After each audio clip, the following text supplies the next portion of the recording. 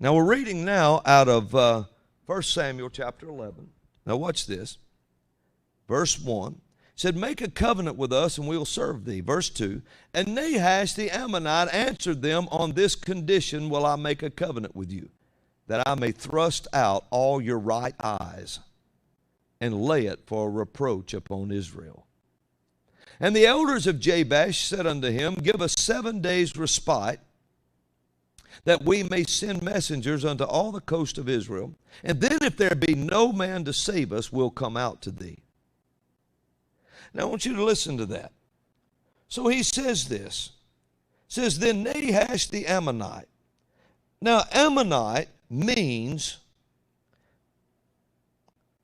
it actually means inbred, because they came from Lot. But this is not all I want you to see. It also means like the father of a nation or a patron. But what father is he trying to show us here? The name, the Ammonite, and Nahash. Nahash means, you ready for this? Serpent. Nahash means serpent, inbred from its father. The serpent spirit was here and encamped and sieged this city. Now you think about that a minute. Jabesh means dry. It means dried away. Dry. It comes from the word to be ashamed, confused, and disappointed. As failing. To dry up as water. To wither as herbage. To be ashamed. It also means to be clean, be confounded, make dry, shamefully, utterly wither away. So what we're being told here is the serpent besieged the city after it was dried up and withered and ashamed. It frightened that city so much that all the men, it means the men, the frail, feeble, melancholy, desperately wicked men with an incurable sickness is mentioned. And it means woeful. They called out to the snake that had besieged their city and said, make a covenant with us and we will serve thee. And the Nahash, the serpent, he hissed and answered them, on this condition will I make a covenant with you, that I may thrust out all of your right eyes and lay it for a reproach upon all Israel.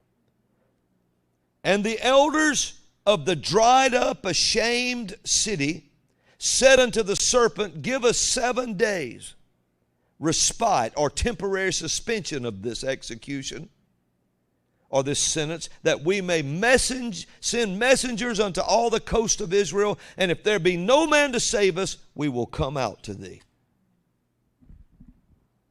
I hope everybody's hearing this. The favorite tactic of the enemy is to besiege a city. Now this stuff starts happening as soon as the prophets are gone. Soon as they're gone, this stuff starts. We don't want the power of the Spirit. We don't want the gifts of the Spirit. We want to be like everybody else. And then the enemy starts. Nahash means the snake, the inbred serpent, came, besieged the city.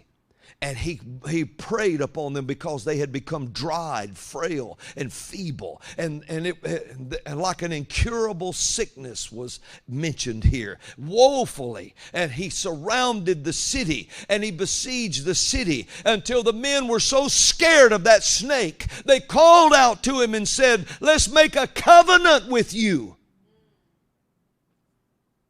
He said, I'll make a covenant with you on one condition. You let me gouge out all your right eyes. And they said, give us a 7-day suspension before you start. And we'll send, and if there's nobody to help us, we'll let you do it. Well, he obviously thought there was no help for them because he let them send messengers out for 7 days. Are you listening to me? And so now can you see the plight of the city? See the plight of God's people here. And they're calling out for anybody in God's family that can come and help.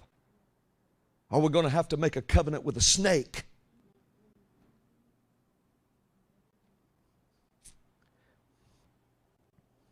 And so he was so confident and so arrogant, he let them do it. And they sent out searching. And so there they stood inside that city. Don't you know, every man looking at their family. They were all feeble, dried up. There was no power there. Oh, come on. I'm talking to the church. I'm talking to the church. I'm not talking to the world. There was no power there. They were dried up. All the church had left was big buildings and nice striped parking lots. They had no power in them. You'd see pockets of power show up like Brownsville Revival, where people would fall out and lay in the parking lots out under the power of God. And one person we know, Tommy's mother, was dragged through the mud after she fell out under the power of God and loaded in a car in a white suit and had no mud on her suit. Because the power of God was embraced in pockets. That's what the church now is sieged over. The church setting up wearing masks, sitting all over their congregation with masks on their face. They've been besieged. There is a serpent that has sent his inbred servant to surround and siege the church. What's his name? Fauci. He's a serpent. And that's all he is. But he's also a rat. And he will be fed to a serpent. But he's besieged the church. You don't just wear one mask, you wear two, you wear three, until you've got everybody in the church turning everybody else in, saying, if you don't wear a mask, if you don't get your right eye gouged out, or the jab in your arm, then you're a killer, you're a murderer. And the very man who claims such a thing, are his people that claim it. I don't know if he said it, but the people say it. Doctors say it. Some of them that ain't got the brains of a possum. Some of them say it and call us murderers and call us this and call us that. What you're looking at is people that say that, and that very profession, the one who's sitting there claiming that, supports, and their very profession, their very people that gave them the degree will slaughter 3,500 babies in this country before this day is over. They call you because you won't come out and let them gouge your right eye out. So the church puts on one mask, two masks, three masks, while they set out their siege and they've laid this siege, laughing at you. They know a mask wouldn't stop a virus anyway. It's like putting up a chain link fence and throwing rice at it. There's nothing to stop that. But the church has been laid siege to. Take their temperature before they come in the church door. You don't have a church. You have a lodge. Put a moose head up on the wall. And give everybody memberships to your private club. Get you a yak and hang it up somewhere. And call yourself the First Church of the Yakkies. And just start because all you've got is a club. The church has been besieged. And a king won't tell you, not an earthly king. The church traded their prophets and apostles for earthly kings. And now the church is not listening to prophets, they're listening to the jab master. And all he's doing is setting out under his tent with his gluttonous ways. Hadn't you ever noticed that everybody that bids and mandates you to do something, they don't do it? They sit out there under their tents and get fat. And so they besiege the church, and the church has been laid siege to, because it is the only hope. And they know it. So now you can see where the church is. It's surrounded, and we're being called to. And now the church is so scared because the banks own all their buildings. They own their lives.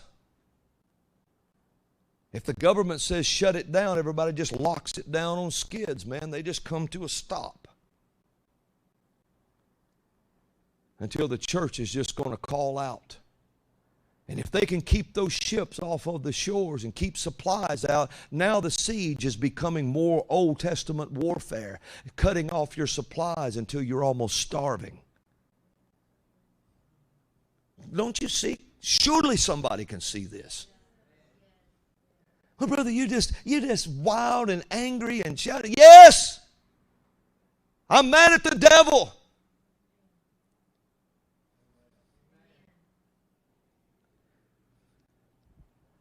I'm angry at him. But the church, inside the church lies so much power, and they cannot see past their mask. Because when you breathe, it fogs your glasses. You can't see. Don't you see what the enemy's trying to do? Now watch this close. Get your prophetic ears out and watch what's about to be said. You notice I said watch it.